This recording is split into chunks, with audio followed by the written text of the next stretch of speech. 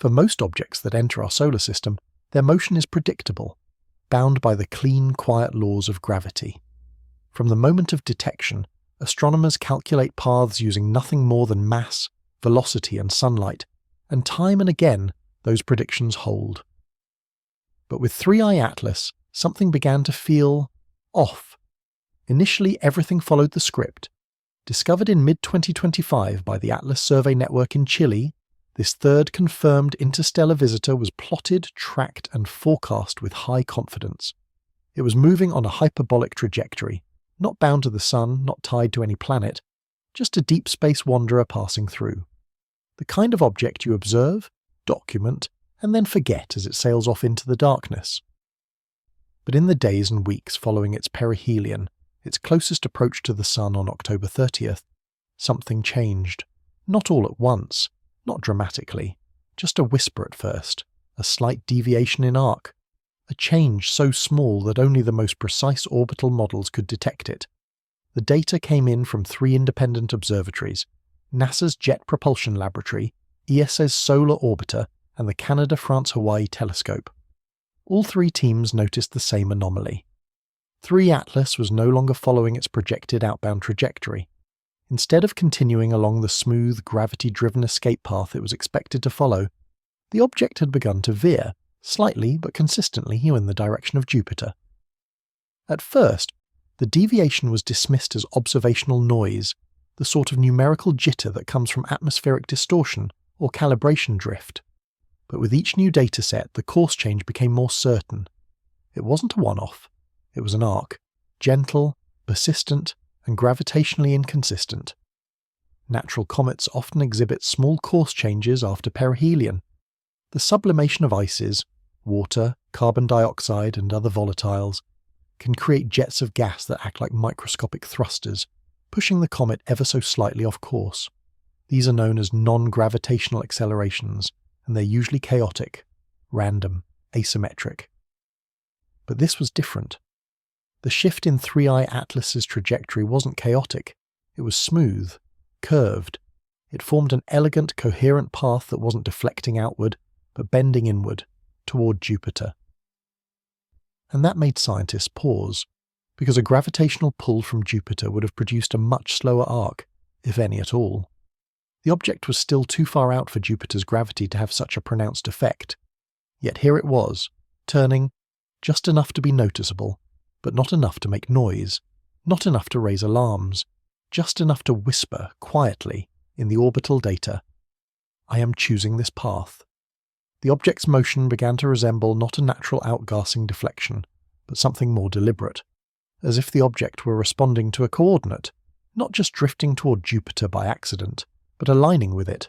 Trajectory specialists ran simulations. If the object continued on this newly observed path, it would pass directly through a region of space aligned with Jupiter's magnetosphere, a rare corridor where the planet's electromagnetic field extends far beyond its atmosphere, a zone that, by sheer coincidence, or by careful aim, would be perfect for a slow, steady flyby. And then came the question that changed everything.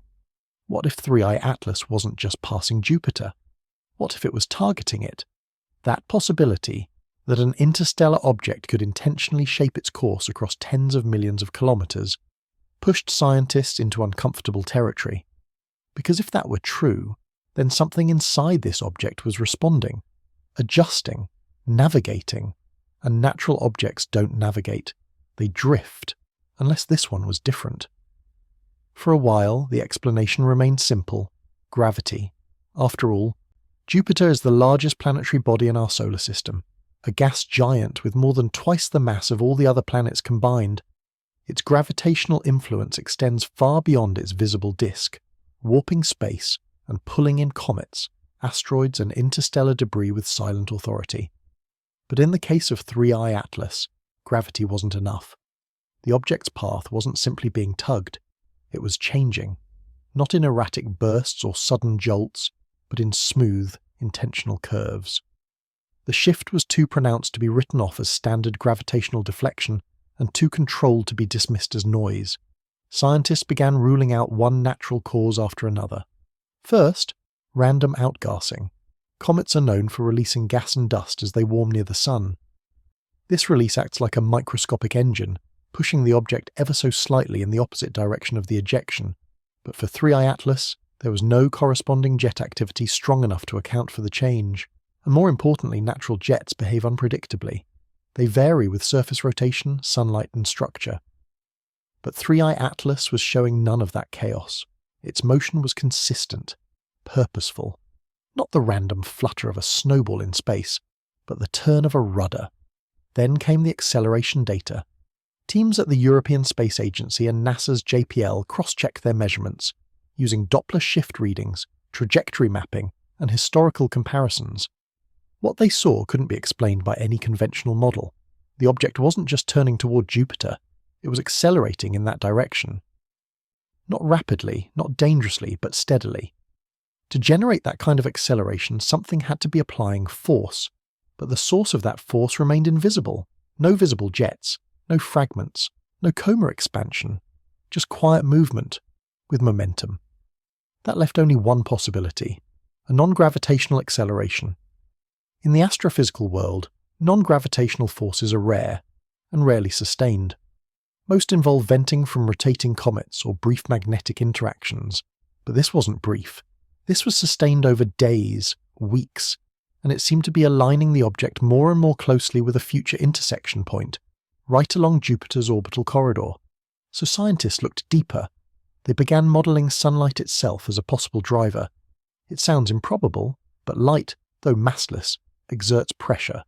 Solar photons, when reflected or absorbed, can push objects with astonishing precision over time. This is how solar sails work, by catching the wind of light. And when the math was applied to 3I Atlas, something eerie happened. It matched. The object's deviation from its original path, the smoothness, the timing, the arc toward Jupiter, was consistent with the kind of acceleration you'd see if a large reflective surface were responding to solar radiation. Not violently, but calmly. Like a sail adjusting course, not with brute force, but with the quiet influence of starlight. This realization sent a ripple through the scientific community, because no known comet or asteroid has ever exhibited that level of reflectivity or that precise of a response. Light pressure has nudged many objects, but never steered one, and here, 3I Atlas seemed to be doing just that. There was no clear surface structure, no deployed sail, no artificial signature. But the motion told its own story, and in that story, gravity was no longer the only author. Something else was now part of the equation. Something choosing direction. The idea seemed outrageous at first, almost laughable. A comet using sunlight to change its course. But as the days passed and the trajectory of 3I Atlas continued to curve toward Jupiter with graceful precision, the laughter stopped. Solar sailing is not science fiction. In fact, we've already done it. In 2010, Japan's Ikaros spacecraft became the first human-made object to travel through space using nothing but solar radiation pressure. Thin, reflective membranes unfolded like the petals of a flower and caught the constant stream of solar photons, pushing the craft forward, silently, gently, but undeniably. The same principle was now being applied to something far more mysterious, because when astronomers ran the numbers on 3I Atlas, the results startled even the most skeptical analysts. The object's acceleration pattern, tiny though it was, followed the signature curve of photon pressure. If the body had a highly reflective surface and a low mass-to-area ratio, the observed motion made perfect sense. In short, 3I Atlas was behaving like a solar sail. But here's where it gets strange. To produce the kind of trajectory shift being observed, the object would need a surface reflectivity of over 90% and an effective sail diameter of tens, possibly hundreds of meters, depending on its mass. No known natural body has that level of albedo. Typical comets are dark, blacker than charcoal, absorbing most of the light they encounter. They tumble, shed dust, and flare with volatile gases. They do not glide through space on photon pressure, and yet, here was 3I Atlas, gliding. Even more puzzling, it showed no rotational wobble, no tumbling indicative of uneven mass or venting. Its orientation remained stable, almost locked, as though maintaining a deliberate attitude to catch the most favourable angles of sunlight. Could a natural object formed around another star and battered by eons of interstellar radiation somehow develop such properties by chance? Could layers of carbon, compounds, or metal-rich surface material create a pseudosail by accident? Some scientists argued yes, but most quietly admitted the odds were remote. This object wasn't reflecting light in all directions, it was reflecting it back. Specular reflection, like a mirror. And that kind of surface behavior is not just rare in nature, it's virtually unseen in any prior comet. As the models developed, a new possibility emerged. Maybe 3I Atlas wasn't just passively reflecting sunlight, maybe it was using it, intentionally. Because when you combine reflective motion with targeted trajectory, and that trajectory leads to a planet as massive, as complex, and as energetically rich as Jupiter, then the implications grow heavier. It meant that this object wasn't just responding to sunlight, it was manipulating it. And if that's true, then we are no longer looking at a random visitor. We are watching something navigating, not with rockets, not with fire, but with light. And if it can do that, then the question changes from what is it to who built it. The deeper astronomers dug into the data, the more obvious it became. This wasn't a single shift in trajectory. It wasn't just one course correction followed by silence. It was a pattern, a steady sequence of adjustments, small, nearly imperceptible, but remarkably consistent. They began calling it the Jupiter correction pattern. Beginning in late November, about 3 weeks after 3 Atlas passed perihelion, teams across multiple observatories noticed a repeating behavior. The object's tail, typically a passive streamer of gas and dust, kept subtly reorienting. Not randomly, not chaotically, but gradually, and always bending closer toward a precise vector in space. That vector? Jupiter's future orbital position. At first, this was dismissed as normal evolution. Comet tails are easily influenced by solar wind and particle flow. The sun can twist a tail into knots depending on magnetic field alignment. But that didn't explain what they were seeing here. These tail shifts were synchronized with the object's own velocity changes, not caused by solar turbulence, but responding to it. The kind of behavior you'd expect from something making a decision. From December 1st through December 24th, 5 distinct micro-adjustments were recorded. Each time, the angle of the tail reoriented slightly and the path tightened. Like a vehicle aligning with a moving target in space. It was as if 3 Atlas were treating space like a highway, adjusting its lane, checking wind conditions, and making subtle steering corrections to ensure an intercept with the next exit, Jupiter. What's more, the tail never lost structural integrity. Under normal conditions, repeated course changes should produce turbulence, asymmetry in the coma, fragmentation, erratic behavior. But none of that happened. The object remained stable, its coma stayed symmetrical, its jets, when visible, stayed structured. No signs of cracking, no shedding of surface mass, only course correction in silence. This was where the models began to break. If 3I Atlas were a natural object, then these movements made no sense. Every assumption in comet dynamics relies on randomness, uneven sublimation, surface caverns opening from internal heat, asymmetrical venting. That's what causes natural trajectory drift. But here, there was no drift. There was navigation. Some physicists started running simulations under more radical assumptions. What if 3 Atlas had a semi-rigid structure, not just a dirty snowball, but a consolidated body capable of internal balance?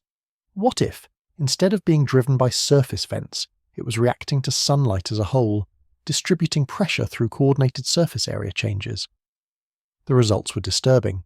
These simulations replicated the observed path perfectly. The Jupiter correction pattern could be matched if the object had the mass of a mid-sized asteroid, the reflectivity of a polished surface, and, critically, the ability to adjust that reflectivity in segments, like panels opening and closing on command. Not only did the math work, it explained the observed behavior better than the standard models, and that presented a problem. Because if a solar-powered object was adjusting itself with purpose, if it was gently steering with photon pressure across hundreds of millions of kilometers, then we were no longer watching a comet. We were watching a vehicle, or at the very least a system, and that system now had one clear destination: Jupiter. It began as a curiosity, a faint anomaly in the earliest post-perihelion images, a narrow structure seemingly attached to the nucleus of 3I Atlas, but pointing in the wrong direction.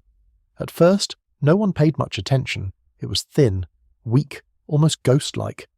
But as the object moved deeper into the outer solar system, the structure became clearer, stronger, persistent, and unmistakably reversed.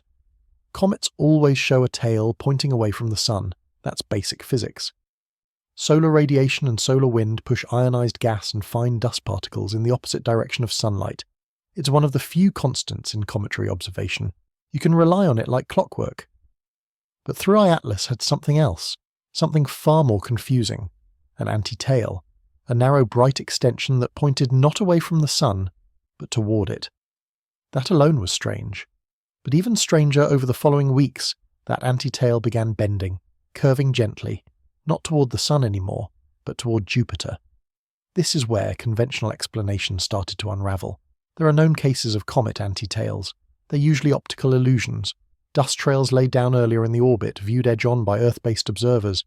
But this wasn't that. The anti-tail of 3I Atlas didn't change based on Earth's position. It remained visible from multiple angles through different instruments across different hemispheres. Observatories in Hawaii, Chile, South Africa, and the Canary Islands all saw the same thing. This wasn't an illusion. It was real, which left only one possibility. Something was venting backward. This would be considered impossible in standard comet dynamics. Sublimation from sunlight always pushes dust and gas away from the sun. But here, material was being ejected in the opposite direction, toward it. And now that ejection was reorienting toward Jupiter. If the anti-tail was a product of controlled exhaust, a deliberate venting of particles for propulsion or stabilization, then this structure wasn't just decoration. It was function. Jet-like features in comets are not uncommon. But they are usually chaotic, flaring from random vents, shifting with the spin of the nucleus. Yet in the case of 3I Atlas, both the tail and the anti-tail remained stable for days at a time, perfectly aligned, not reacting to sunlight, but interacting with something else. This is when plasma physicists entered the conversation. Some hypothesize that the anti-tail might be interacting with the interplanetary magnetic field, a current sheet stretching from the sun outward through the solar system. If 3I Atlas was capable of aligning itself along those magnetic lines, perhaps due to a conductive surface or embedded particles, then it might not simply be pushed by solar wind. It might be using it, riding it, shaping it. The anti-tail under this lens was no longer just a strange feature. It was a vector, a tool, a thrust signature. Possibly even a method of magnetic coupling, an ancient idea in propulsion theory that suggests spacecraft could interact with planetary magnetospheres to gain energy or dump waste material. And this anti-tail, now turning toward Jupiter, was behaving exactly like a guidance or stabilization stream. In all previous interstellar objects such as Oumuamua or Borisov, anti-tail activity had never been detected. But here, 3 Atlas wasn't just showing one, it was aiming with it. As the object continued its outbound journey, something odd began showing up in the reflected light data. At first glance, it seemed routine. Telescopes measured brightness variations to estimate size, surface features, and composition. That's standard. Astronomers track these fluctuations to determine spin rate or detect if a nucleus is tumbling. But with 3I Atlas, the numbers didn't make sense. The object wasn't just reflecting sunlight, it was reflecting it with precision. Normally, comets scatter light in all directions. Their surfaces are irregular, often dark and chaotic, made of loosely packed dust, ice, and rock. This causes diffuse reflection, like a matte surface glowing evenly under a flashlight. But 3I Atlas wasn't glowing evenly, it was glinting. Bright spikes of light appeared at angles where the sun's position and the object's orientation aligned. This pattern, known as specular reflection, is only possible when light bounces off smooth, compact surfaces, more like glass, metal, or polished stone. This was the first sign that something about its skin was different. The brightness curve changed not with random tumbling, but with something more like rotation under control. Its light surged in consistent intervals, then plateaued, before surging again, as though its surface had patches that were more reflective than others. The kind of patchwork you'd expect from solar panels or metallic plating, not from a crumbling ice rock nucleus. So the question arose, could this be an accident of nature? Perhaps. Over time, interstellar exposure to micrometeorites and cosmic radiation can compact a surface. It can form crusts, alter textures, or deposit rare minerals. Some argued that this process might have left behind a hard outer shell, dense enough to reflect light in a focused beam. But that still didn't explain the timing. The object's brightest flares aligned not with solar flares, not with random spin, but with Jupiter's relative angle. It was as if something on 3i Atlas was adjusting its reflectivity, responding to light not passively, but actively. To understand how strange this is, consider Earth-orbiting satellites. Many of them, especially older models, produce flashes known as iridium flares. These are caused by highly reflective antenna panels, catching the sun's light and bouncing it directly toward Earth, sometimes bright enough to outshine Venus. They last seconds and then vanish. What 3 Atlas was doing looked eerily similar. Repeated mirror-like flashes were recorded by ground-based telescopes across the southern hemisphere between December 14th and December 24th. Each flash occurred as the object crossed a specific angular range relative to Jupiter's orbital plane. The pattern wasn't random. It followed the object's spin like a sweeping beacon, blinking when a certain surface faced the sun. Astronomers plotted the geometry. If the surface causing these flashes was roughly planar, like a flat or curved plate, then it would need to be stabilized in space to produce consistent reflections. That requires some kind of attitude control. But natural comets don't have control systems. They spin wildly, tumble from surface vents, and fracture without warning. 3i Atlas wasn't doing any of that. It was holding orientation, and that simple fact changed everything, because it suggested that what we were seeing wasn't just light bouncing off ice. It was behavior, a behavior that mimicked a mirror under guidance, a reflection that didn't just happen, it pointed. And if something is pointing in deep space, it might also be watching. By now, scientists had already accepted that 3i Atlas wasn't following the rules. Its path was strange, its reflections were strange, its tail geometry made little sense. But for all the anomalies, one question loomed larger than any other. Where was all the energy coming from? In space science, everything comes down to conservation. Energy in, energy out. You cannot get more propulsion than the power source allows. That's why comets, natural comets, behave in predictable ways. As they approach the sun, heat causes volatile ices to sublimate. That sublimation releases gas. The gas pushes out dust, and that dust and gas stream away, forming the famous tail, and sometimes creating small nudges in motion due to outgassing. But with 3 Atlas, the numbers didn't add up, at all. Scientists began by estimating how much energy the object was absorbing from sunlight. Based on its estimated size, somewhere between 500 meters and 5 kilometers in diameter, and its distance from the sun, you can calculate solar flux. At 1.4 astronomical units, the sun provides roughly 700 watts per square meter. That's not unusual. Every object at that distance receives the same. But then came the problem. To sustain the level of observed activity, the size and consistency of the tail, the intensity of the jets, the small but measurable accelerations, the object would need an energy output vastly exceeding what it should be absorbing. In other words, it was doing more than the sun was giving. This isn't just a minor miscalculation, it's a major violation of known physics. The amount of kinetic energy needed to drive jets as focused and sustained as those seen from 3i Atlas requires a huge energy reserve, one that couldn't be explained by sunlight alone. Even if it absorbed 100% of incoming solar energy and converted it to jet power with perfect efficiency, it still wouldn't be enough. So scientists looked elsewhere.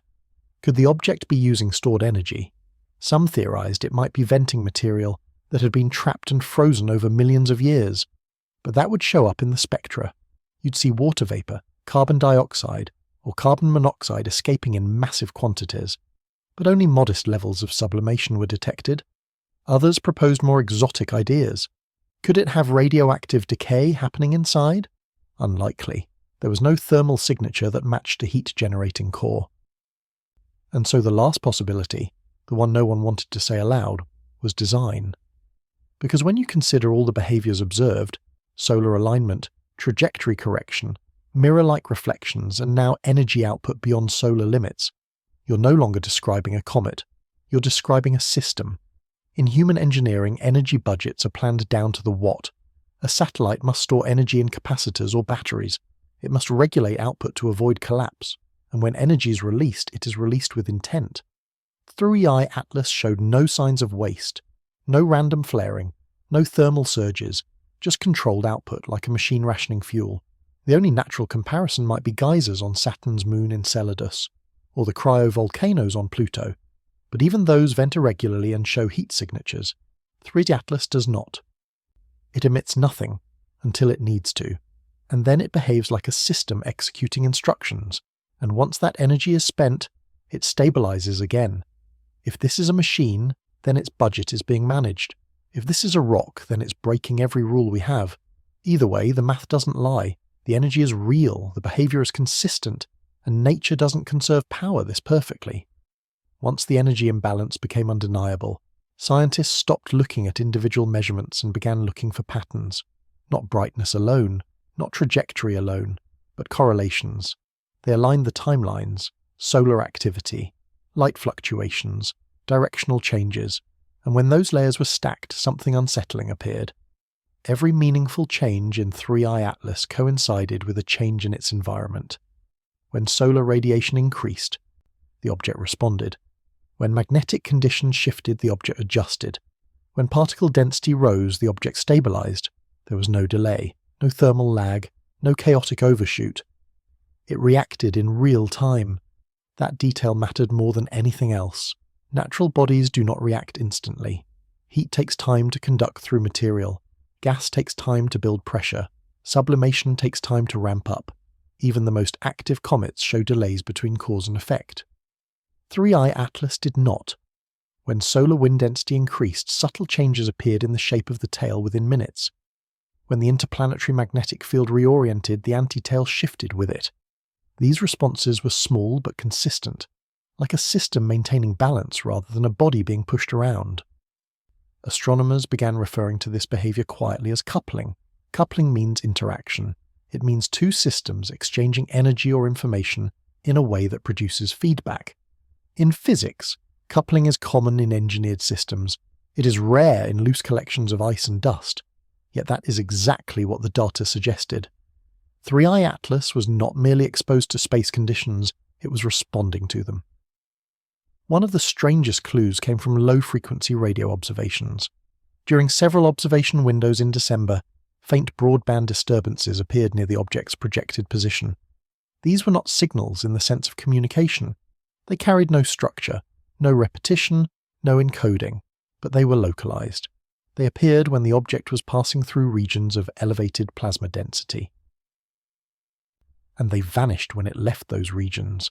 This suggested interaction rather than emission, like a conductive body moving through a charged medium. If the surface of 3i Atlas contained conductive materials, carbon composites, metallic inclusions, or layered compounds, then movement through varying magnetic fields could induce currents. Those currents would not be visible as light, but they would slightly alter local plasma behavior. That is exactly what was observed. The disturbances were weak, barely above noise, but they were synchronized across multiple instruments. Independent confirmations from observatories thousands of kilometers apart removed the possibility of coincidence. At the same time, optical polarization measurements showed subtle shifts. Light reflecting from the object changed orientation depending on magnetic field alignment. This is not expected for dust clouds or porous ice. It is consistent with structured surfaces. The deeper the analysis went, the more the object resembled a boundary rather than a fragment. A surface interacting with space. This did not mean intelligence, it did not mean intent, but it did mean organization, and organization implies structure. By mid-December, several modeling teams began running simulations that treated 3i Atlas not as a comet but as a solid body with variable surface properties. When they did, the anomalies faded, the trajectory matched, the reflections matched, the energy distribution matched. What remained unexplained was why such a body would exist naturally. Interstellar space is violent. Radiation, impacts, and thermal cycling destroy order over time. Objects become eroded, fractured, randomized, smooth surfaces degrade, organized structures decay. Yet here was an object that had travelled for unknown distances, for unknown durations, and still retained coherence, not just physical coherence, behavioural coherence. Which leads to the question that scientists began asking quietly, not in papers, not in press releases, but in late-night conversations. If this object can respond to its environment, then what else can it respond to? And more importantly, what is it responding for? At this point, comparison became unavoidable. Astronomers turned to the only reference points they had. The two previous interstellar visitors ever confirmed. Objects that should, in theory, behave similarly. They did not. The first, discovered in 2017, passed through the inner solar system quickly and unexpectedly. It showed no clear tail, no obvious outgassing, and a strange acceleration away from the Sun. That anomaly sparked debate, speculation, and controversy. But its behaviour was brief, fragmentary, unresolved. The second, detected 2 years later, behaved like a textbook comet. Bright coma, predictable jets, clear chemical signatures. It fit neatly into existing models and then moved on. 3i Atlas did neither. It combined anomalies from both while introducing new ones that neither object had shown. Unlike the first visitor, it maintained structural integrity under intense solar exposure. Unlike the second, it refused to behave chaotically, and unlike both, it demonstrated sustained directional adaptation. Most importantly, neither previous object showed any indication of course correction toward a specific planetary body. They passed through. 3i Atlas is engaging. This distinction is critical. Interstellar objects are expected to follow hyperbolic paths determined at entry. Minor deviations can occur, but they disperse over time. Random forces average out. There is no reason for an object arriving from outside the solar system to align with a moving planet unless acted upon by a continuous force.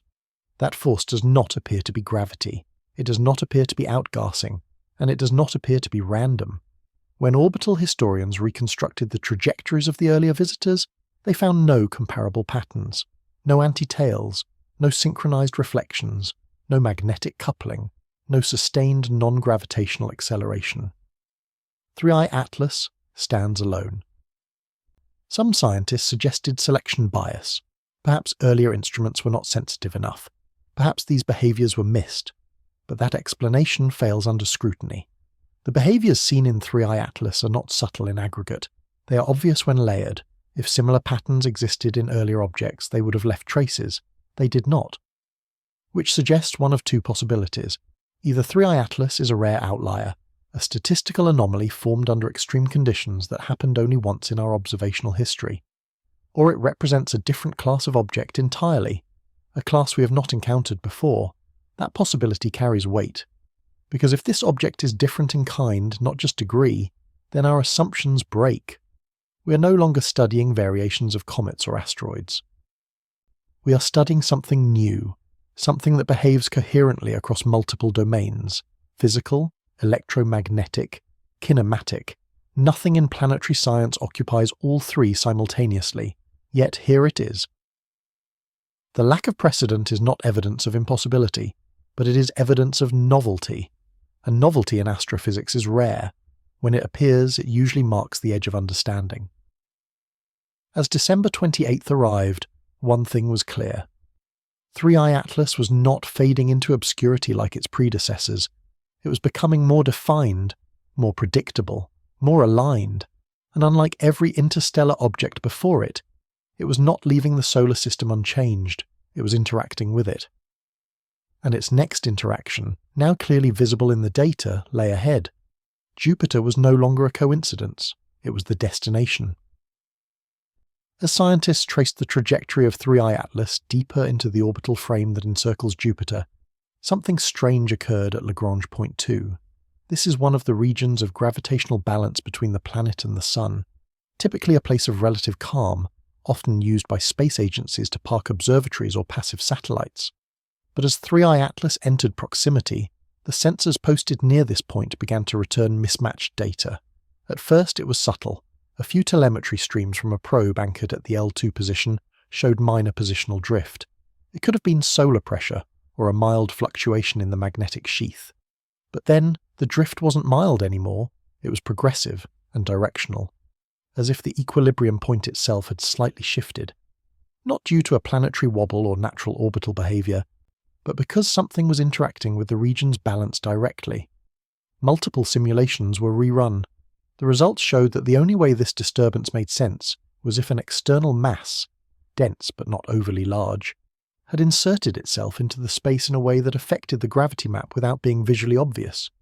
That external mass? All signs pointed to 3I Atlas. But here's the strange part. A comet or object simply passing by should not influence L2 this noticeably, not unless it had internal mass distributions that were offset or actively shifting. The models began to depict 3I Atlas not as a passive rock, but as something behaving like a gravitational decoy, something with a denser than expected interior and an inconsistent shell. The result was that L2 warped slightly, a drift zone formed around it, and probes began recalibrating to maintain position. That distortion never happened with any other interstellar visitor, not with Oumuamua, not with Borisov, only with 3I Atlas. And that distortion wasn't symmetrical, it wasn't predictable, it was pulsing. At a glance, it was just another anomaly. But anomalies began stacking, and scientists watching the data from L2 knew this wasn't a simple trajectory moment. This was a fingerprint, a distortion signature. Something was responding to gravitational equilibrium zones as if it were mapping them, or adjusting to them, in real time. And as the Lagrange point distortion faded behind 3I Atlas, it left a permanent tension in its wake, a shift in orbital inertia that required days of recalibration from every probe nearby. The message was clear. If silent, this object doesn't just pass through space, it changes it. As 3I Atlas began skimming the outer periphery of Jupiter's magnetic field, it passed through an invisible frontier known as the magnetopause. This is the boundary where the planet's magnetic pressure balances with the solar wind, a fragile dynamic sheath that shields Jupiter from the raw energy of space. The moment it entered this region, dozens of instruments flared to life. The plasma density rose, the shear force between layers of ionic particles surged, and for a period of roughly 45 minutes, the area around 3I Atlas became turbulent, electrically alive, and visually unreadable. But it wasn't chaotic in the way natural interactions usually are. It wasn't just a storm of particles bouncing off an alien object. This was layered, controlled, and strangely rhythmic. What observers found was that instead of the typical bow shock seen when a comet hits a magnetic boundary, 3I Atlas generated what looked like a standing wave, a kind of fixed ripple in the magnetic field. The shape didn't move like a tail. It held position. It shimmered, oscillating in frequency bands that matched previously detected anomalies near Saturn and Uranus. This caused another round of recalculations, because if a passing object can stabilize or generate a fixed wave inside a magnetopause, then it is interacting with magnetohydrodynamic forces in ways we do not understand. In simpler terms, it's either incredibly lucky or deliberately resonant, and the consequences were immediate. The surrounding plasma layer didn't simply deform and return to baseline, it remained agitated. Probes that tried to measure it found their readings out of phase, as if the entire region had been tuned slightly, like a musical note held too long. This wasn't just a shockwave event. This was a magnetic shear that revealed something deeper. The interior of 3I Atlas was either generating an electromagnetic signature or reflecting one back from within Jupiter's field. Either way, it didn't behave like a comet. As the turbulence faded and the boundary reformed, it did so with a quiet shimmer that hadn't been present before, almost like the space had remembered what passed through.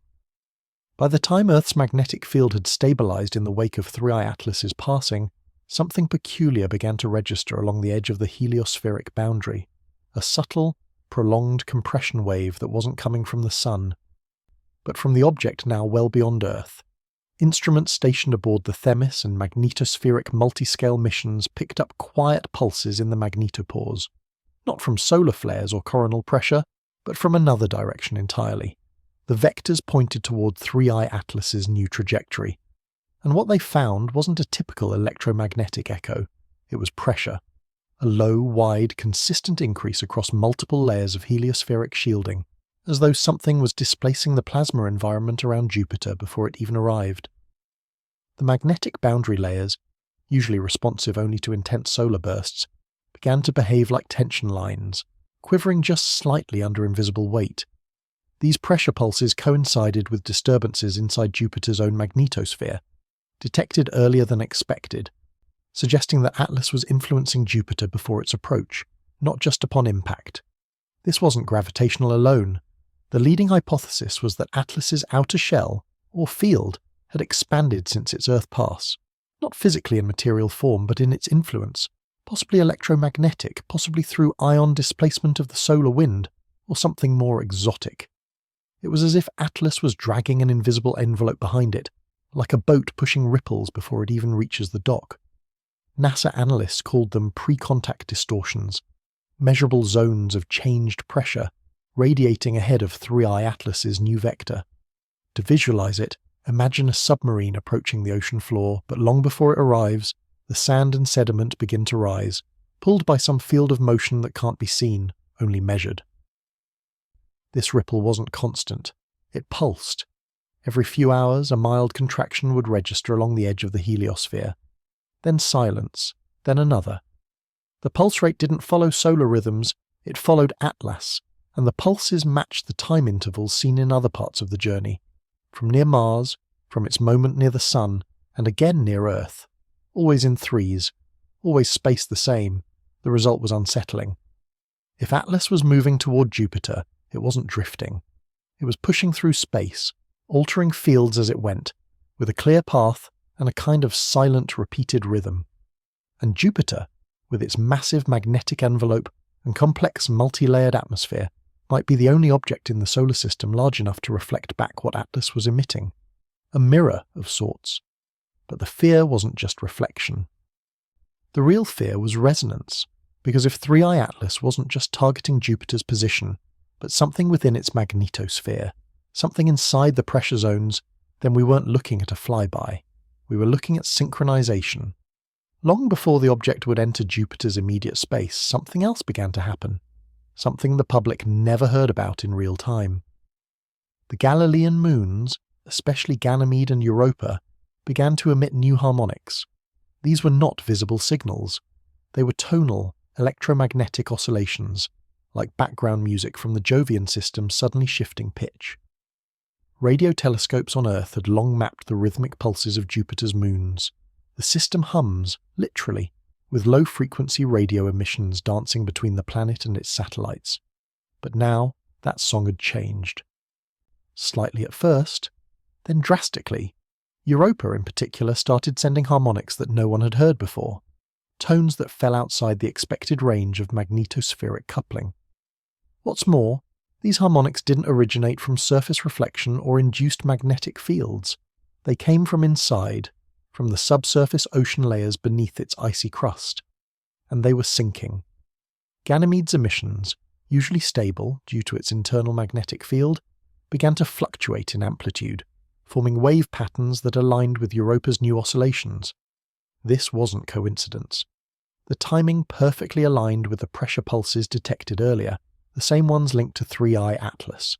But here's where it gets more disturbing. These new frequencies weren't random. When run through harmonic analysis software, the signals showed a pattern. Not chaos, but a structure. They echoed similar waveforms recorded earlier during 3I Atlas's brief pause near Earth's magnetotail. The pattern, though still not understood, repeated. This gave rise to a controversial theory inside ESA's deep orbit analysis team, that 3I Atlas was not just affecting the space around Jupiter, it was using the Jovian moons as instruments, not destroying, not impacting, playing them. Each moon, with its unique composition and orbit, became part of a resonance chamber, a planetary soundbox. Europa's subsurface ocean, with its potential for life, acted like a hollow violin body, amplifying tone. Ganymede, with its metallic core, became a frequency anchor. The harmony shifted every time Atlas's pulses were recorded. It was as though the object was testing frequencies, finding which ones echoed strongest. Not through noise, but through response. And then came a silence, one that matched the pattern seen before, during its solar event, during its Earth anomaly, and now again. The moment the harmonics aligned perfectly, the system went quiet, like a breath being held. Scientists called it harmonic drop-off, but some began to whisper a different term: resonance lock. If 3I Atlas had found a frequency that resonated with Jupiter and its moons, then the next phase wasn't about approach, it was about activation. Because when you tune a system to your frequency, the next step isn't observation, it's command. Some forces in astronomy are so vast, so quietly commanding, that they shape the structure of entire solar systems without ever needing to be seen. Jupiter is one of them. With its immense mass, powerful magnetic field, and deep gravitational well, Jupiter doesn't just sit in space, it influences it. Its reach extends millions of miles beyond its visible storm-racked surface, tugging on objects, guiding or capturing them, deflecting some, and devouring others. Over the decades, many comets and asteroids that have wandered too close found themselves either slingshotted into deep space or torn apart and absorbed. But what's happening now with 3I Atlas defies the usual scripts of gravitational interaction. On the morning of December 28th, tracking stations in Chile and Hawaii confirmed what had only been hinted at in previous orbital simulations, that 3I Atlas wasn't just being pulled by Jupiter, it was aligning with it, not in a passive way, not as a helpless object caught in a curve, but rather as if it were engaging in a kind of synchronized motion. To the untrained eye, it might look like any inbound celestial body curving toward a large planet. But deeper analysis reveals something more chilling. First, the object is adjusting, ever so slightly, its trajectory in mid-flight. Not once, but repeatedly. These course corrections are too small to be caused by mere outgassing, and they don't follow solar wind patterns or thermal spin reactions. Instead, the timing of these adjustments matches rotational shifts in Jupiter's own magnetosphere, almost as if Atlas is timing its moves to align with pockets of lower electromagnetic interference. Second, its velocity isn't behaving like that of a typical interstellar object accelerating due to gravitational pull. It's modulating. There are bursts, then steadiness, slows, then accelerations again, all within margins that suggest intentional modulation rather than passive acceleration. Third, and this is where the science community collectively paused, was the shape of the approach curve. If 3I Atlas was simply falling into Jupiter's influence, the trajectory would flatten into an ellipse, a graceful curve shaped by the rules of Newtonian mechanics. But the actual curve?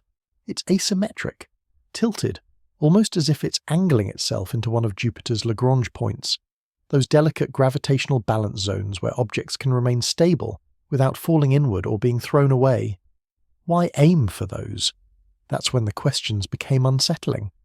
Lagrange points near Jupiter, especially L1 and L2, are zones used in theoretical models for space observation platforms, shielded satellites, and, in speculative circles, as hidden stations for long-term orbital presence. If an object were to want to hide, those points would be prime real estate, and so scientists began referring to it, half-jokingly at first, as the Jupiter Code. What if this isn't about destruction? What if this isn't even about exploration? What if it's about positioning? Because if 3I Atlas were an engineered body, or even carrying within it an engineered structure, then such an alignment would make terrifying sense. It wouldn't need to crash. It wouldn't need to detonate. It would simply need to arrive, and then remain. Parked, stable, watching, or worse, waiting. The chatter across observatories turned from awe to alert. If Atlas embeds near Jupiter and remains undisturbed, its presence could go unnoticed for years. And yet its influence, gravitational, magnetic, observational, could extend all the way back to Earth. We had always viewed Jupiter as a protector, a giant vacuum that shielded us from cosmic impacts. But suddenly, it looked like a potential host, a doorway, a throne for something that was never from here to begin with, and now it was being approached, deliberately, strategically. The Jupiter Code wasn't just a trajectory, it was a message, and we had no idea who wrote it. Something was speaking, but not in light, not in radio, and not in any way our instruments were designed to hear. Instead, it was the sun that first responded. On the morning of December 28th, solar helioseismology arrays, systems that monitor the oscillations on the surface of the Sun, began to show slight, pulsed distortions that didn't match the usual spectrum of turbulence. These were not caused by flares or sunquakes.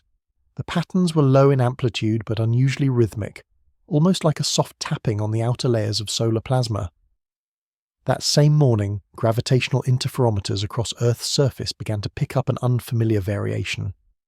The local space-time curvature, the invisible fabric that surrounds all massive objects, was showing intermittent fluctuations that pointed to a non-local source, not seismic, not instrumental error, something else. The signature was traced back to 3I Atlas, or more specifically to the space between it and Jupiter. No object this size moving at this velocity should be able to generate gravitational echoes strong enough to ripple through detectors built to isolate black hole collisions. And yet, when the data was stacked, synchronized, and filtered through cross-hemispheric analysis, the pattern persisted. Not random noise, not system error, a faint repeating distortion in gravity itself. And it wasn't propagating like a wave from a single origin. It was bouncing, from point to point, as if being redirected or reflected by some kind of field lattice we couldn't see. At first, this was dismissed as a form of gravitational lensing. Perhaps 3I Atlas was passing through denser regions of solar wind, or encountering warped pockets of mass left behind by ancient interactions. But then came the realization that changed the model. The gravitational pattern wasn't passively shaped, it was interactive. In short bursts, almost like sonar, the field around 3I Atlas would flare slightly in gravitational frequency, followed by a mirrored flare at a fixed distance from its core. It was a loop, a two-point oscillation. The question was no longer what was it doing, but what was it responding to? Because between 3I Atlas and Jupiter there was nothing visible, no massive object to reflect this force, no asteroid belt concentration, no obvious gravitational well. And yet, something in that region, empty in every visual and spectral map, was exerting influence. The leading theory that emerged wasn't one of cause and effect, but of communication. 3I Atlas was pinging something, not through signals or bursts of data, but through force, gravity as a language, and the only object large enough, fast enough, and oddly aligned enough to be on the other end of that exchange was Jupiter. But even that raised more questions than it answered.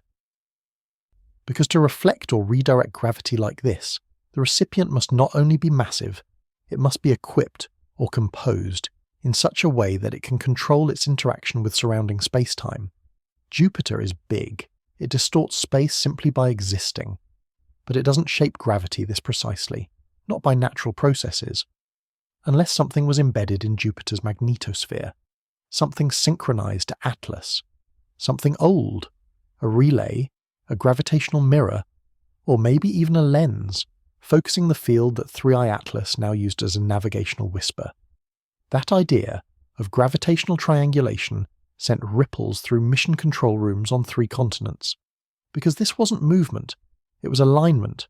The object wasn't just headed toward Jupiter, it was talking to it, and something, either inside the Jovian system, or watching from farther away, was listening. The data came in quietly. At Judd 0234 AM UTC, the orbiter stationed near Jupiter, specifically ESA's JUICE probe and NASA's Juno spacecraft, began to detect what could only be described as a positional aberration. Not a malfunction, not drift, but an external influence. A gentle pull, a subtle correction. Something was trying to line up. And when engineers aligned that data with what was coming from the 3I Atlas tracking arrays, they saw it. The comet, if it could still be called that, was no longer approaching Jupiter in a passive trajectory. It had locked itself into a corridor defined not by orbital mechanics, but by orientation. This wasn't just a gravitational flyby. 3I Atlas had rotated slightly along its lateral axis, adjusted its core alignment, and was now matching a vector that pointed not at the center of Jupiter itself, but toward a specific latitude near the gas giant's equator. More precisely, the region bordering the outer edge of its great red spot. To the untrained eye, this would appear insignificant. After all, Jupiter is massive. There's room for coincidence, but the precision, down to arc seconds in spatial orientation, was beyond natural drift. Even more unsettling was what happened next. Jupiter responded. Not visibly, not violently. But deep in its magnetospheric shell, a faint resonance flared, detected by the onboard magnetometers of both probes. A standing wave pattern emerged, stretching across the upper radiation belts, pulsing in phase with the very gravitational echoes we'd tracked from Atlas hours earlier. It was as if the planet itself was sinking. Sinking with what? The best minds in solar system modelling offered two possible interpretations. Neither brought comfort. Theory 1. Atlas was aligning itself to use Jupiter's electromagnetic fields as a boost mechanism. Not a gravitational slingshot, but a kind of plasma mirror. Something that could reflect or amplify energy in a directed beam. If true, this would suggest that Atlas didn't just understand the mechanics of the Jovian system, it had been here before, and it knew how to extract energy from it. Theory 2. Jupiter wasn't being used, it was already participating. Not just as a passive object, but as part of a larger system. A node, a stabilizer, a responder. If that were true, the implications were staggering.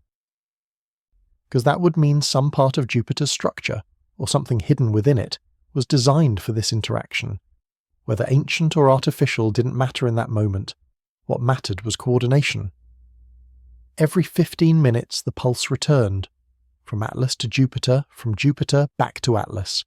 And in between each exchange, a microsecond silence. A pause so precise it mimicked the handshake protocols used in satellite-to-satellite communication. Some referred to it as a gravitational dance, others, more cautiously, as a protocol.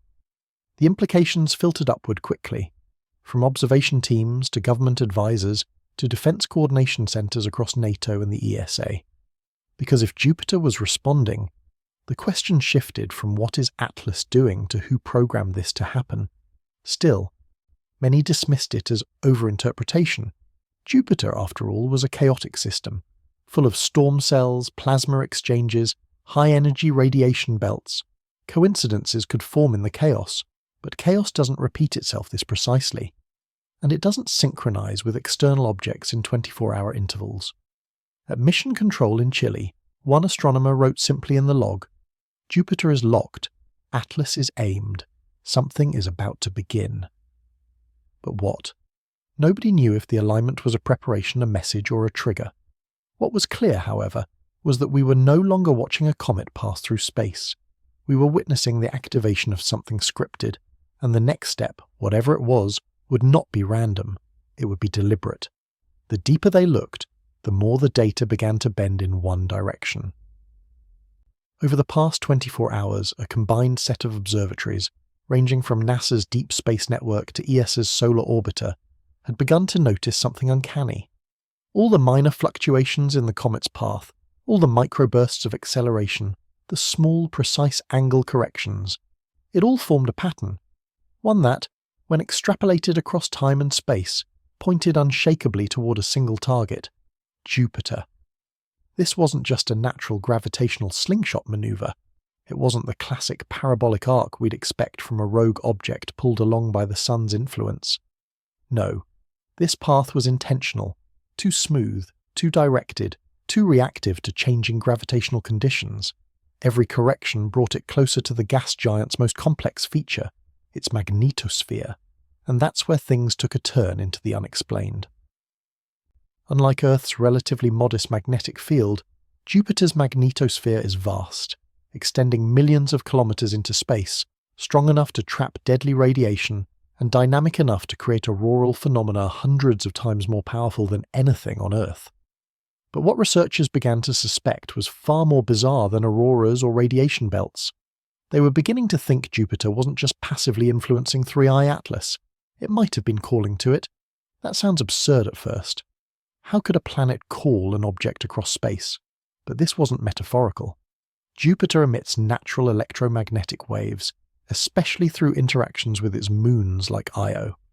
These emissions are detectable as decometric radio signals, powerful, consistent, and regular. Normally they're just part of the Jovian background, but this week, something changed. One signal, buried beneath the usual noise, had shifted. Across several arrays, scientists detected a narrowband repeating pulse, subtle but distinct. It wasn't artificial in the traditional sense. It wasn't coded or modulated like a human transmission, but it was rhythmically consistent like a beacon. Even stranger, the pulse began shortly after 3i Atlas performed its most recent course correction. That timing couldn't be dismissed. Several teams worked independently to analyze the signal's frequency, harmonics, and amplitude patterns. The results were unsettling. The electromagnetic signature of Jupiter's emissions was now overlapping with the internal frequency shifts observed inside 3i Atlas. In plain terms, the comet was resonating, not randomly, but in sympathetic alignment with Jupiter's pulse. It was tuning itself to the planet's electromagnetic rhythm. It was as if Jupiter had become a lighthouse, and 3i Atlas was the ship adjusting its sails to navigate directly toward it. Astrophysicists are cautious by nature, but even the most grounded among them began whispering theories that would have been laughed out of conferences just a few years ago. What if this wasn't just a comet, but a probe? What if it was designed not merely to pass through the solar system, but to actively seek out places of high electromagnetic complexity? Places like Jupiter? Or worse, what if Jupiter itself wasn't just a destination, but a relay? A node in some kind of cosmic network we've barely begun to understand. It wasn't just scientists raising eyebrows anymore. Strategic defense analysts began asking if this rhythmic resonance had any known parallel in systems of communication or activation, whether the alignment might be a trigger rather than a consequence. Was Jupiter unlocking something inside 3i Atlas? Meanwhile, the comet moved closer, not chaotically but precisely, like a key inching toward a lock. And still, no answers, just data, just alignment, just the soundless hum of physics falling into place without explanation. What do you do when a planet starts whispering, and something answers back? The next few chapters would unravel this further, because if the alignment had begun, something might be waiting on the other side. As the early light of December 28th washed across the Pacific Ocean, a set of unusual signals emerged from the lower magnetic layers of Earth's field, subtle, almost imperceptible at first. The readings came from a network of quiet sensors embedded deep in the ocean bed and in magnetically shielded vaults across Australia and Chile. These were not standard space weather alerts. They were echoes, but not the kind born from solar storms or ionospheric refraction. These were low-frequency distortions traced back to something dragging through the interplanetary magnetic web behind 3i Atlas. This trailing arc, what some had initially thought was a disorganized plasma tail, was acting more like a sculpted magnetic conductor. Its position shifted as the object rotated. The arc responded to solar pressure inconsistently, as if it wasn't purely reactive. Instead, it appeared to exert influence, bending local magnetic topography with a softness that resembled active control rather than passive drift. When researchers at the University of Kyoto layered the magnetic field maps onto solar wind data, they found something disquieting. The arc behind 3i Atlas wasn't just cutting through the magnetic fabric of space, it was shaping wake fields. Magnetic turbulence wasn't following the expected Parker spiral. Instead, it followed the curve of the arc. The implications were profound.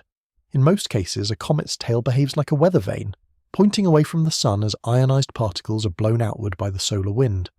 But this arc didn't behave like a natural tail. It didn't shift according to light pressure or plasma density.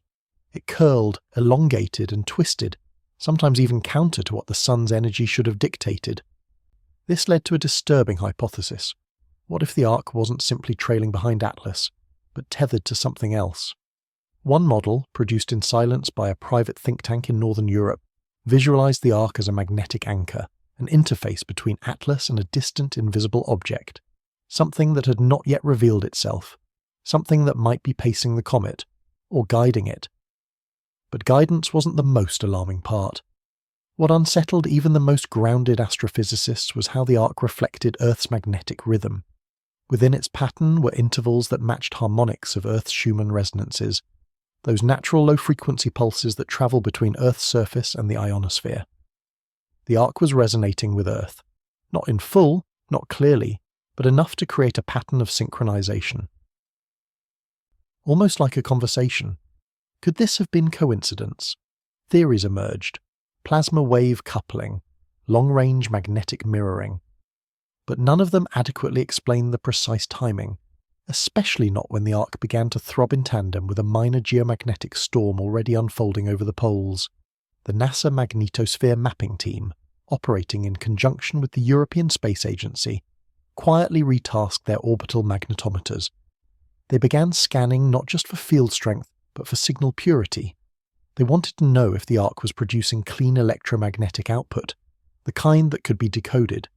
They didn't announce what they found, but by mid-morning several observatories received a silent update, a data flag. A single entry in the interagency database marked only with a string of alphanumeric identifiers and a short note.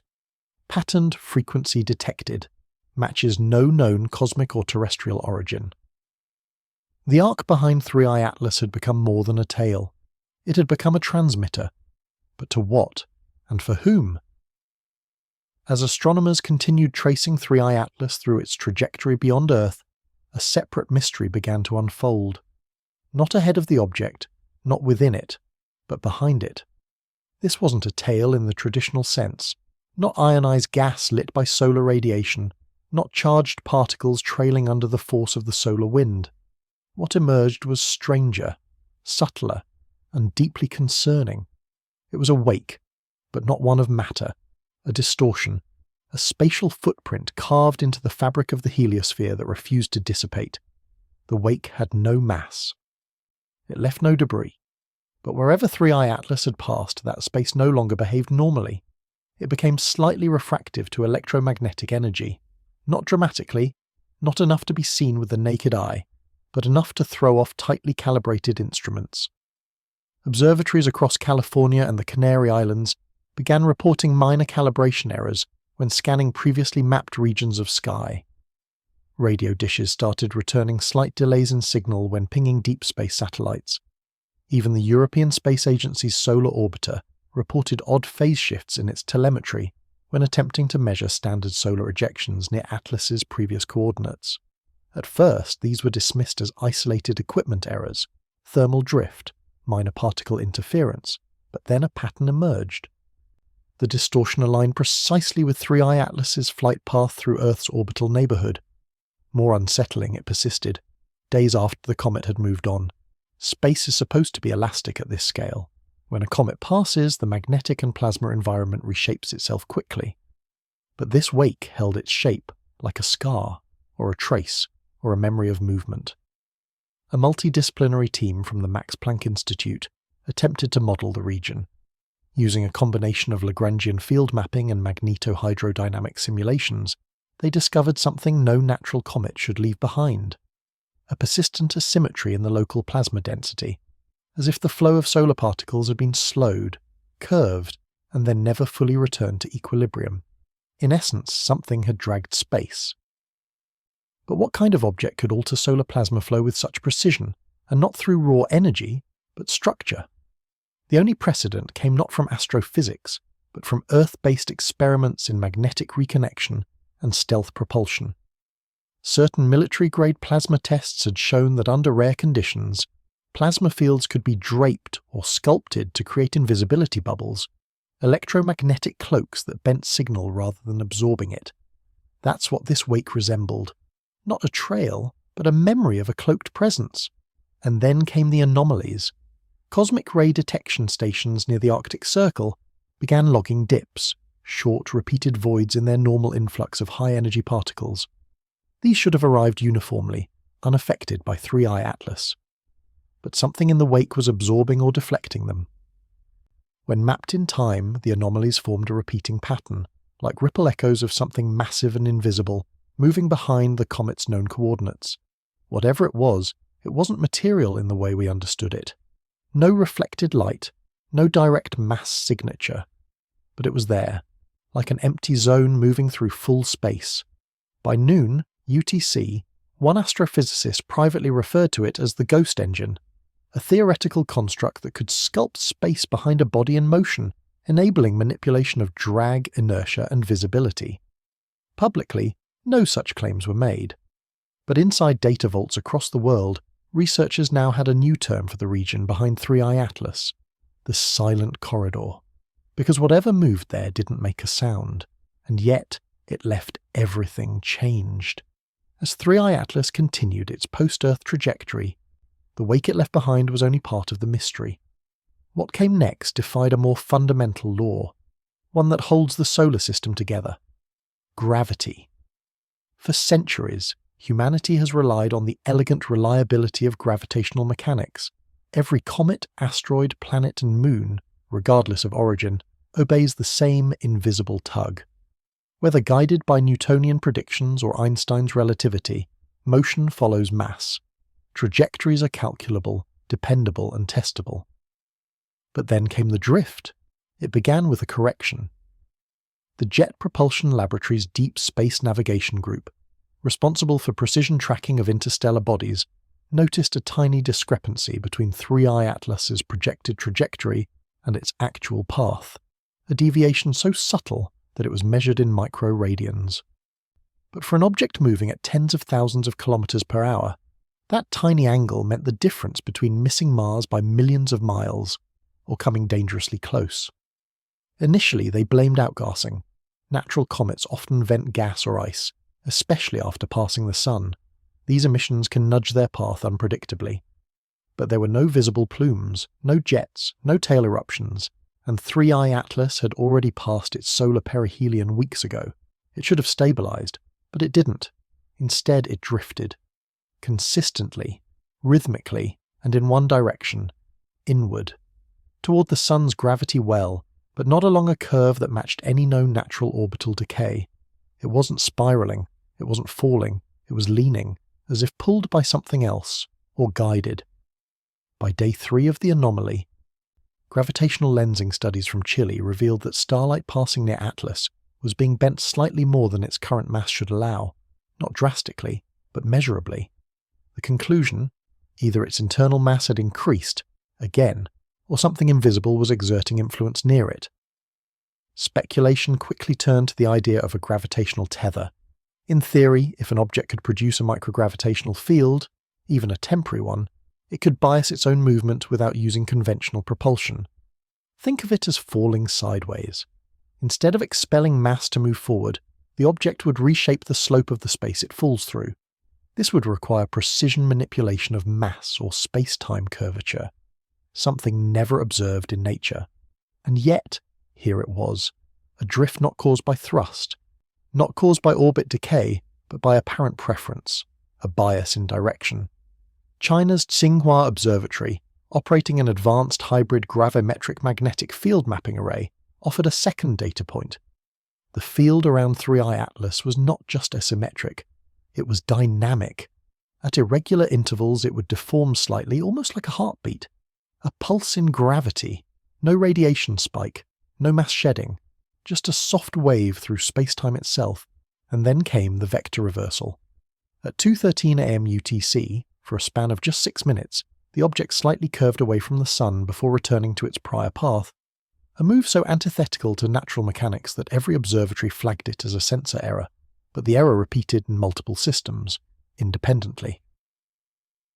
Something inside or around 3i Atlas had pulled it against the gravitational current. It wasn't repulsion, it wasn't anti-gravity, it was redirection, as if the object had veto power over gravity's call. Within hours, European Space Agency analysts quietly reclassified 3i Atlas in internal documents. No longer just a comet, no longer just an interstellar interloper. They labelled it a gravitational anomaly class 1. No official announcement followed. But across every scientific group tracking its movement, one shared conclusion had taken hold.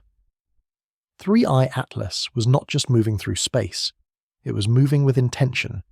For the first time in weeks, the skies above Earth felt still, not in reality but in mood. Scientists who had been staring at screens and radio spectrograms, working in windowless labs and cold data centers, paused. Not because the danger had passed, but because everything had become quiet. Too quiet. The telemetry from both 3i Atlas and the Swan object had stabilized.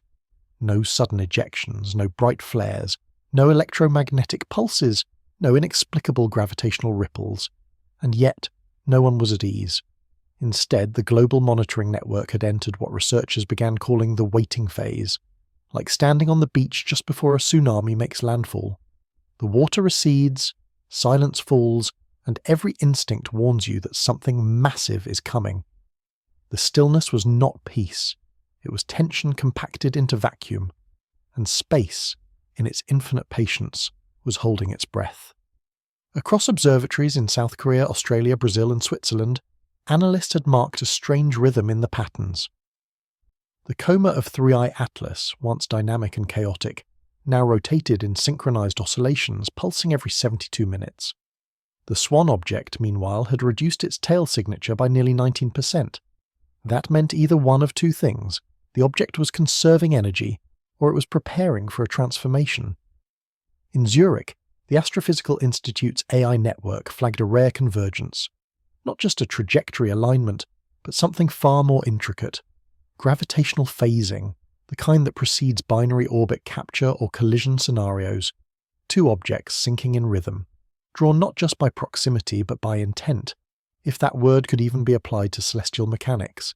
There were whispers among physicists. Are we watching a natural ballet or something? Orchestrated? Still, the biggest concern wasn't collision in the traditional sense. It was what the impact, or interaction, might reveal.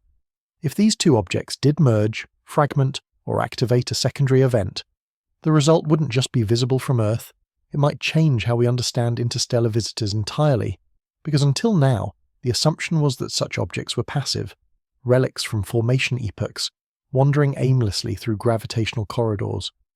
But the behaviors logged by global networks now suggested something else, not just navigation, but synchronization, not just reaction, but preemption. The psychological toll of this quiet phase was measurable. Teams at NASA's Goddard Space Flight Center began alternating shifts every 4 hours, citing abnormal fatigue and cognitive fog. In Japan, JAXA's Deep Space Communications Unit initiated blackout cycles, brief intervals where monitoring staff were required to disengage for 10 minutes in silent rooms.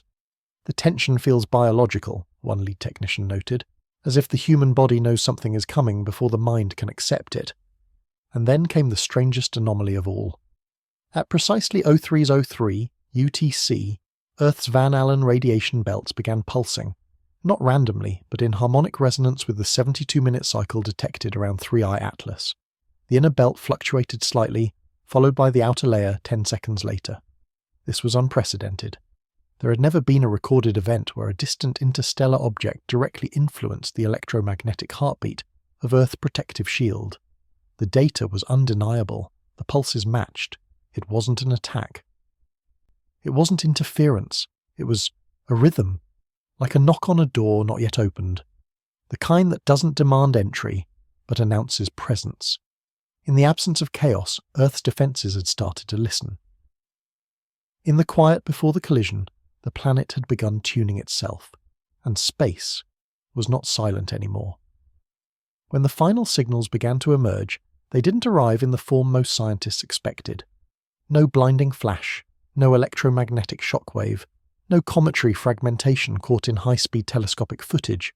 Instead, it came as a pattern, encoded into the gravitational wake of the two objects as they neared each other. A signal, hidden in motion.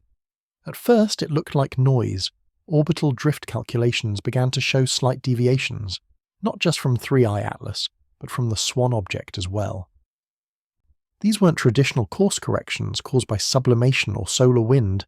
Instead, their trajectories danced around each other with micro-adjustments so precise they appeared premeditated. Every new data point fed into Earth's largest observatories only deepened the mystery. The margins were too tight for randomness, the angles of approach too orchestrated. There was symmetry.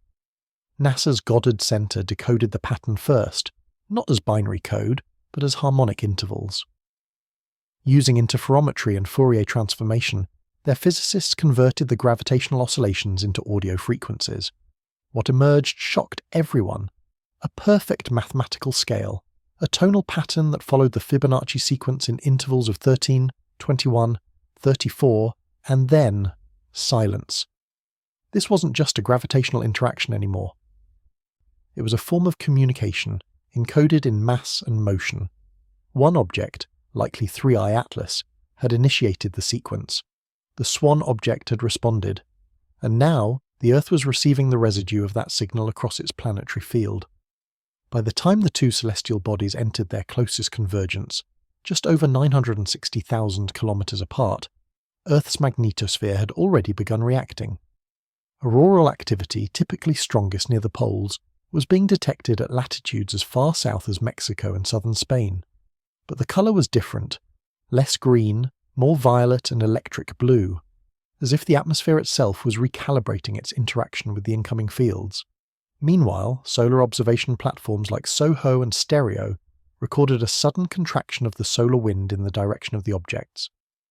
It was as though the sun itself had adjusted, as if recognizing what was about to happen. Space, it seemed, was holding its breath once again, and then, at 0614 UTC, the convergence climaxed. But what happened was not a collision in the physical sense. No impact, no explosion, no debris. Instead, the two objects appeared to merge fields, an interaction visible only through polarized spectrometers and gravitational lensing. Their individual tails, once distinct, fused into a single braided stream of charged particles. Light refracted through the merged field began to split into narrow filaments, bending in unnatural arcs. Some likened it to a magnetic handshake, others called it a mass-based encryption key, as if the two bodies had exchanged some deeper code then parted ways. Within 8 minutes, 3I Atlas began accelerating. Its tail flared green once more, but this time with bursts of gold and silver, forming an almost crystalline halo around its nucleus. It didn't spiral, it didn't drift, it launched, veering off its previous trajectory by almost 17 degrees. That may not sound like much, but over interstellar distances it's the equivalent of changing destination entirely. The Swan object remained behind, its brightness dimming gradually, as if it had offloaded something. Back on Earth, scientists had only one question. What was transferred? Energy, memory, a map, a key, and perhaps more importantly, was the Earth meant to see it? Because while the objects moved on, every observatory agreed on one final detail. The signal didn't end with them. It ended inside us, inside Earth's own magnetic signature. And now, a global race had begun, not to understand what just happened, but to decode what had been left behind. The code wasn't just written in particles anymore. It was written in the rhythm of Earth itself. In the stillness that follows a cascade of cosmic signals, there is something even more profound than the data itself, the silence between transmissions. As we step back from the intensity of what 3I Atlas and the Swan object have just revealed, we're left with more than just questions. We're left with a presence that didn't exist in our sky a year ago, a presence that now shapes headlines, agency reports, and the quiet anxiety of those who've seen what most haven't. This is not about panic. This is not about wild speculation. This is about observation, measurement, confirmation, and most importantly, vigilance. The truth is, for every spike on a magnetometer, every dip in ultraviolet readings, and every unexpected gravitational tug, we're not simply looking at objects, we're looking at behaviours. Comet 3I Atlas did not behave like a passive interstellar traveller. It exhibited targeted energy bursts, tail reconfigurations, synchronized motion near charged boundaries, and in one case, a perfect counter-jet alignment with Earth's magnetotail. That's not debris. That's not randomness. That's not chance. And then came the Swan object. At first, it appeared to be nothing more than a coincidental traveller, another icy wanderer flung from the same region of interstellar space. But its trajectory is no accident. Its alignment with Atlas in both distance and electromagnetic resonance suggests an orchestration we don't yet understand. So what do we do with all of this? For scientists, the answer is simple. We observe more. We increase satellite watch times. We sharpen the algorithms that pass terabytes of deep sky imagery. And we wait, not for confirmation, but for the next movement. Because something will move, and when it does, it won't announce itself in headlines. It won't be loud. It will be silent, just like the pulse, just like the tail flip, just like the invisible jets that seem to respond to infrared light. We are in a phase now that planetary scientists refer to as dynamically active proximity. In simple terms, it means that 3I Atlas, and now the Swan object, are close enough to affect and be affected by the forces around our solar system. They're inside the reach of influence, and that makes them more than visitors. it makes them participants. So tonight, or whenever you next look up, understand this. There are things moving in our sky that don't just follow gravity. They respond to it. They maneuver. They pause. They flare and fade, sometimes not in patterns but in signals. That's not mythology. That's not imagination. That's physics, wrapped in uncertainty. And we haven't even talked about what happens if their paths shift just a little closer. We'll be covering that soon. So if you're watching this, and if this content has helped you stay ahead of the information silence, consider subscribing to this channel.